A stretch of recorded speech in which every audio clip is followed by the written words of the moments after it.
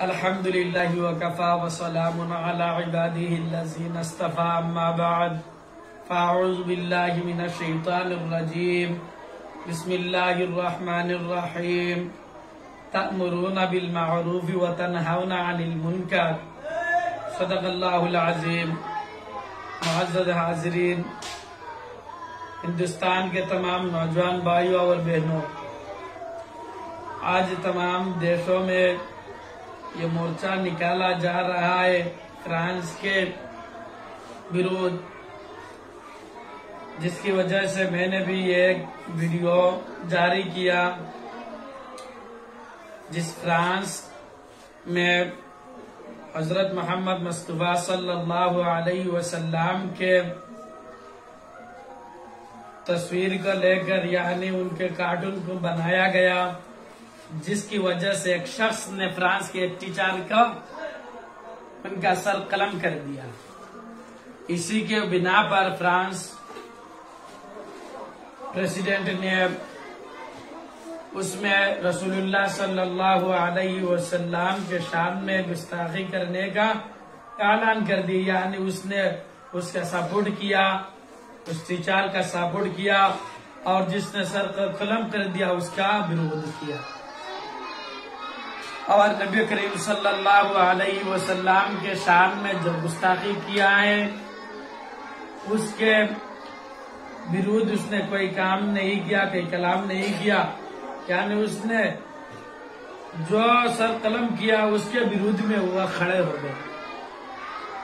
ارے بھائی، آج ہمارے مذہب کے بارے میں وہ لوگ خلاف کر رہا ہے، خدا ناکستہ کالا، اگر آپ کے مذہب کے بارے میں وہ لوگ خلاف کرے تو کیا کسی کے مذہب کے بارے میں کہیں خلاف کرتا ہے؟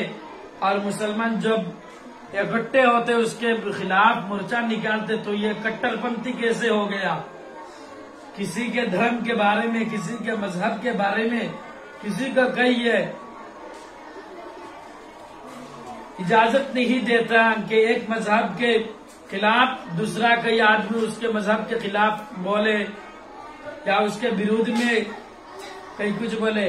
اسی لیے ہمارے کلام اللہ میں، یعنی میں نے کلام اللہ سے گیا تلاوت کی، جس میں اللہ پاک پروردگار عالم نے فرمایا کہ تم تأمرون بالمعروف، یعنی نیک کاموں کا حکم کیا کرو، وتنہون عن المنکر، اور منکر سے، برائیوں سے لوگوں کو روکو۔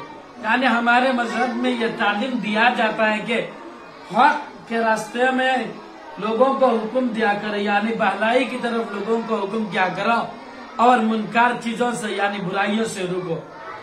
اور جس دھرم میں یہ بھی بتلایا گیا ہمارے مذہب کے کتابوں میں، جو ہمارا کتاب کلام اللہ یعنی اللہ تعالیٰ کی طرف سے آیا ہے ہمارے پاس، اس میں یہ بھی کہا گیا کہ تم ان کے خداؤں سے یعنی ان کے معبودوں کو کبھی بھی گالی مت دیا کرو، کبھی بھی برا بھلا مت کہا کرو، کیونکہ اگر تم ان کے خداؤں کے بارے میں تم برا بھلا کہو گے تو وہ لوگ تمہارے خدا کے بارے میں برا بھلا کہیں گے۔ اسی لیے ہم لوگوں کو یہ تعلیم دیا جاتا ہے کہ دوسرے مذاہب کے خلاف کئی بات نہ کہے، اسی لیے ہم کبھی بھی یہ بات نہیں کرتے۔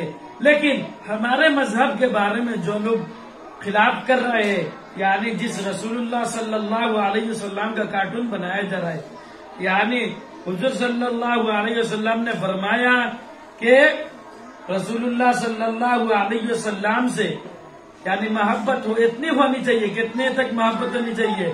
بتایا کہ رسول اللہ صلی اللہ علیہ وسلم سے اپنے جان سے بھی زیادہ، اپنے ماں باپ سے بھی زیادہ، اور تمام دنیا کے لوگوں سے زیادہ رسول اللہ صلی اللہ علیہ وسلم سے محبت ہونی چاہیے، یعنی جس سے تمام دنیا سے زیادہ محبت ہے۔ اگر اس کے بارے میں کوئی گستاخی کرتا تو مسلمان کیسے برداشت کرے گا؟ اس بات کو مسلمان کیسے تسلیم کرے گا؟ جس کو اس کے ماں باپ سے بھی زیادہ محبت ہے، یعنی تمام لوگوں سے زیادہ محبت ہے، اگر اس کے سامنے کوئی گستاخی کرے گا تو کوئی کیسے برداشت کرے گا؟ اسی لیے تمام مسلمان ایک ہو کر اس کے خلاف، فرانس کے خلاف پردرشن کر رہے، یعنی اس کے خلاف مورچہ نکال رہے۔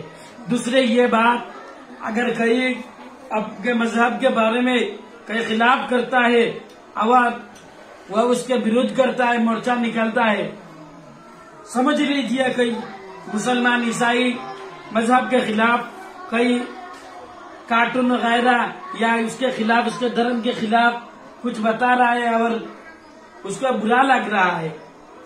یا ہمارے بھارت میں بہت مذاہب کے لوگ ہیں، اگر مسلمان لوگ کسی مذاہب کے خلاف کئی بات کر رہے اور جس کے مذاہب کے خلاف بات کر رہے وہ لوگ اگر مسلمان کے خلاف مورچہ نکال رہے، مسلمان کے خلاف اکٹھے ہو رہے، تو یہ کہاں کے کٹر پنتھی ہے؟